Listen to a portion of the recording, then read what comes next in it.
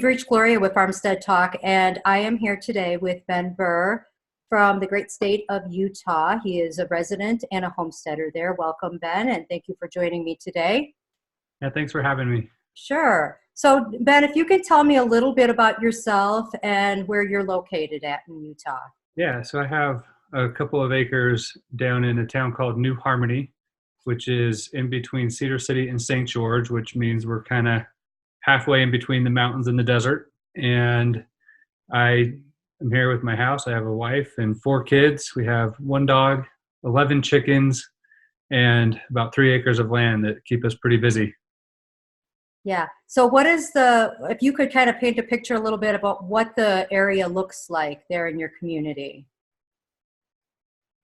What is the culture? Yeah, so we're down. Yeah, so we're in this little valley. It's called the New Harmony Valley, and I look out my backyard and I see Zion National Park, pretty much, really big sandstone mountains that are really scenic that way. And then I look out my other house, out the other direction, and we see the big mountains of the Great Basin. And so we're kind of in between two really significant geologic formations. We're at about 5,000 feet above sea level, and so we get a good winter we get all 4 seasons. It's kind of a higher elevation area. We're far enough south that we're a little warmer than some of the other areas in Utah that are farther up north. And it's a pretty good spot for homesteading. I think things to grow here. That's great. So what do you think the population is there? Of New Harmony, it's like 400. Wow. 400 It households. sounds really beautiful, though. It really does. Yeah. What would you say that was your biggest influencer to start a homesteading lifestyle? I moved back to Utah. We'd been living back east. We were in Washington, D.C. area, which is when we had gone from living on Capitol Hill, which is a very dense urban environment. And then we'd also lived in the suburbs. We kind of tried everything. And I just really wanted to come and get a piece of property, a piece of land that I could own and work on and not have anybody tell me what I can and can't do on it. Yeah. And so we were looking all over the state. I knew I was going to be working with a digital employment, working remotely. I own a software business, and then I do some consulting for people who need assistance working with government agencies. So it's a job that doesn't require me to necessarily go into an office every day. Place that was available for sale at the time we were moving, and so that's why we ended up here. And as far as the homesteading goes, I've wanted to become more self-reliant. I do worry that the economic system we rely on is pretty fragile, and it's doing fine right now, and that tends to be the case until it doesn't. And then I would like to have some skills to fall back on in case I ever need to be a little bit more able to rely on myself and my own property and my own kids and family to be able to produce food for ourselves and have a place that's stable and at the same time beautiful and scenic. Like I don't miss at all living in a city or living in a suburban area. I think what I was saying is that we just wanted to become more self-reliant, be able to not have to rely so much on the economic system we're all dependent on, and be able to grow my own food, manage livestock, have a piece of property of my own. All of that seemed very appealing. Yeah, and that's the homesteader's dream. You said that you lived in DC. If you could tell me, I know you shared with me a little bit about your work experience and what you did in DC. If you would share that with the viewers, that might be really helpful for their perspective of where you're coming from. Yeah, so I was working. Yeah, good question. So I was working in the Senate. I was doing digital media and system administration for 2 U.S. senators back in Washington.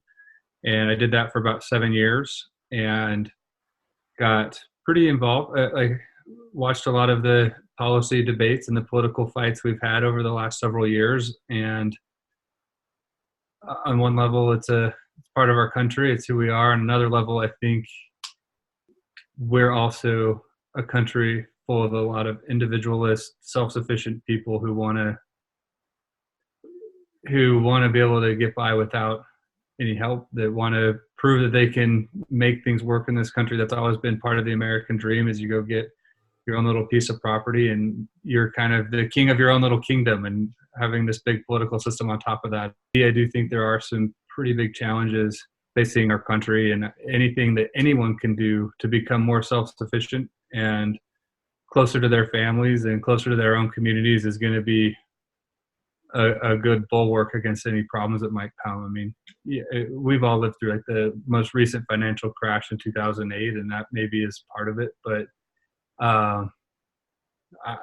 after seeing how our government works, it made me want to become more independent. Let's just say. Yeah, I totally agree. And I know a lot of homesteaders feel the same way that you do. I've lived here 2 years now, or two, I guess you'd call them growing seasons. And so that's obviously the first thing we tried our hand at was we did chickens. We already had a chicken coop and enclosure in our house. So we got those first thing with the kids. The chickens have been great. I love chickens. I can just feed them, make sure they have water, and then they just do their own thing. They don't need that much attention. Yeah, they're very easy. And the fresh eggs are great. We compost the bedding and everything to put in our garden. And so that's been fun. Gardening's been hit and miss. One year, like last year, I think I told you I might become the Armenian cucumber baron of Utah. Yeah. We did have a really abundant crop of Armenian cucumbers. But it's kind of been hit and miss. This year, the potatoes did really well, but nothing. Homeschool partnership where you get some funding to buy curriculum materials, but then and there's some accountability to a school, but then it's mostly homeschooling. You do it at your own pace, and my kids really enjoyed that. This year we're trying a charter school that lets us come a few days a week, and then so it's a combination of charter school, homeschool. And my wife has a background in education, so that's been it. But I've very much enjoyed it. Like, a lot of people, when they see what we're doing, they're like, "Well, what do you do about school?" And we've made it work. And we've got the bills paid. I mean, we've made it work, and that's probably been the biggest success. His biggest successes is that we've made it work. A lot of the families we talk to of our age, we're a younger family. They often question, how do we make something like this work? There's not a public school nearby. There's not grocery stores. We don't have all of the sports and the soccer and the basketball. We've just made it work, and it's been a lot of fun, and it's been a different experience for my wife and kids, and so far mostly positive. And I think it's harder when you come from a place of abundance. You come from a big city, you have all the hustle and bustle, but you have everything at your fingertips. And then, we try to escape that and go to a place where life is slower. It's harder, but it has. You have to kind of slow down, and there's nothing wrong with that. Yeah. And that's a personality thing. I think both my wife and I welcome that. Oh, yeah. I think most of us do. I think it's just hard, though, when you come from and learning that other things kind of follow their own cycles. I mean, even like chickens, right? We got our first batch of chickens, and then our neighbor next door had some eggs he was incubating. So we ended up getting like some other chicks after our other chicks grow. And you start to learn that it's like that chicken has a lifestyle, and they go through different phases of life. And if you're trying to integrate a chick that was born 3 months after the ones that have grown up, integrating that one into a flock is like very different. It's a project. So it looks like your state has some really good programs and is promoting homesteading. Do you want to share a little bit about some of the links that you sent me to some of the programs that your state is offering to homesteaders or to new people who are interested in homesteading?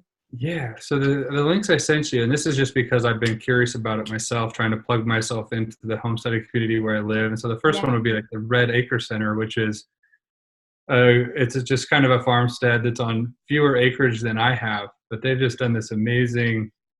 It's all productive. They've passed laws that are friendly for homesteading. So they passed laws that make it so if you want to sell honey or preserve like some sort of homemade goods on a small scale, so that you don't have to go comply with all of the major USDA food regulations. As a small food producer, you can still sell things in farmers markets and things like that, and not be as quite heavily regulated as you might find in other states or on a national level.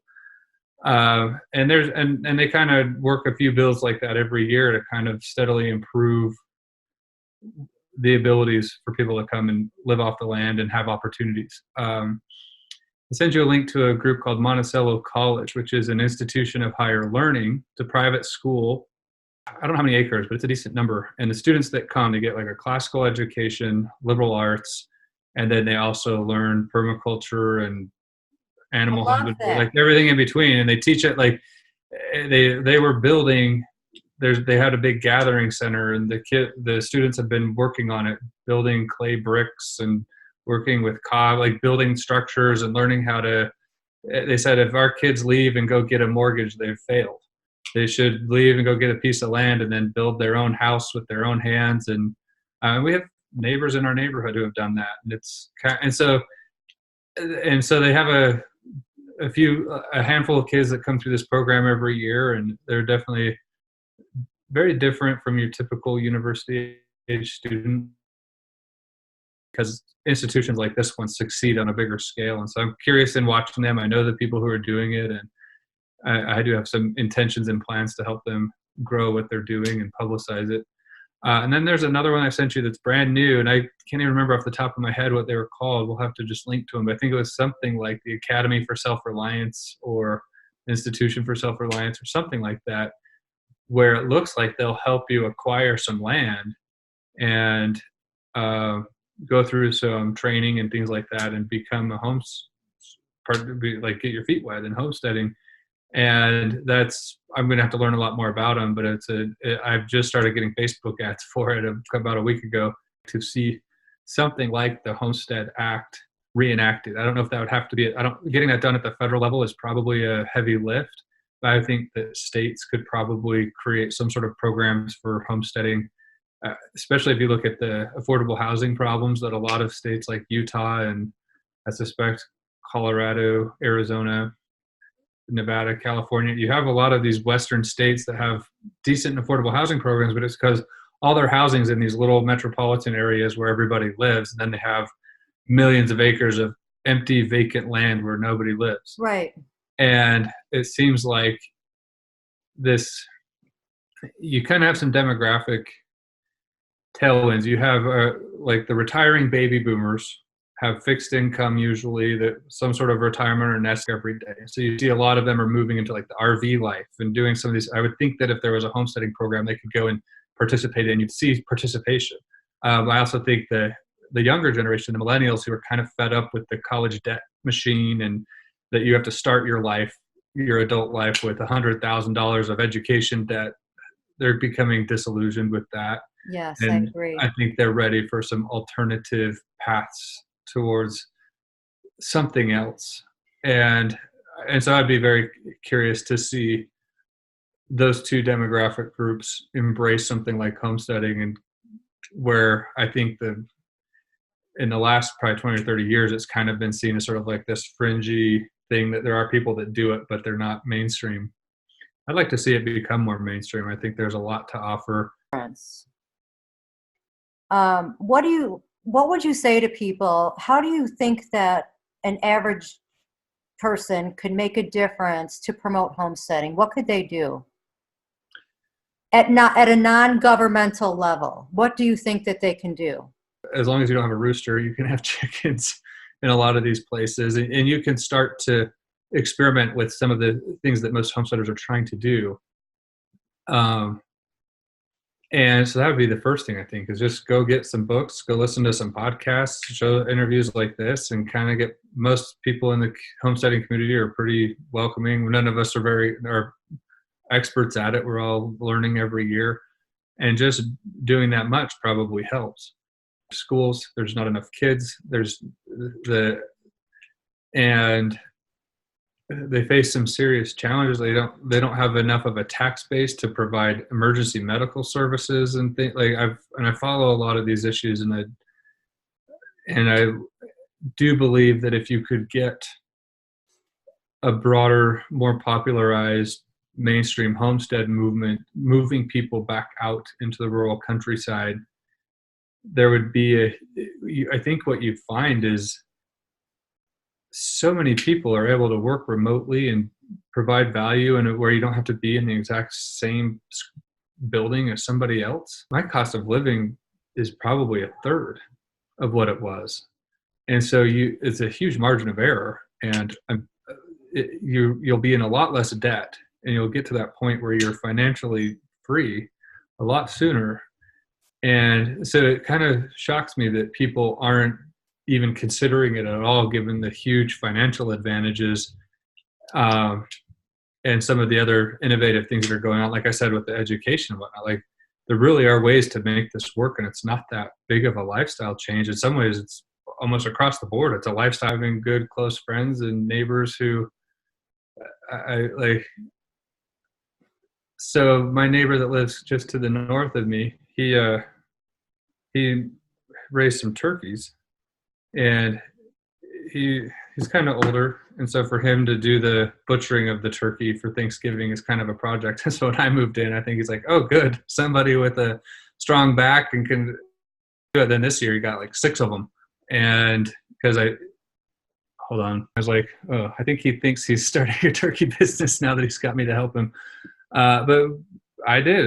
He came over once the turkeys were grown, and we did turkeys this year. I got a big turkey in my freezer, and so that's like the kind of neighborly community that exists. I think I told you on our previous call, you asked if I'd grown an orchard yet, and I haven't. I intend to, but all our neighbors have them, and they produce so much fruit that they can't eat them all. So we just go around during the harvest season, and our kids just fill up buckets of everything you can imagine, because it's just going to go to waste if you don't. And so there's trade-offs that are definitely beneficial. And I do the spirituality of being a religious person by getting closer to the earth and to God's creations. If you're not a religious person, and you're very secular, you're still going to learn a whole lot about the environment and how the world works, by getting closer to the land and and trying to do something productive with it.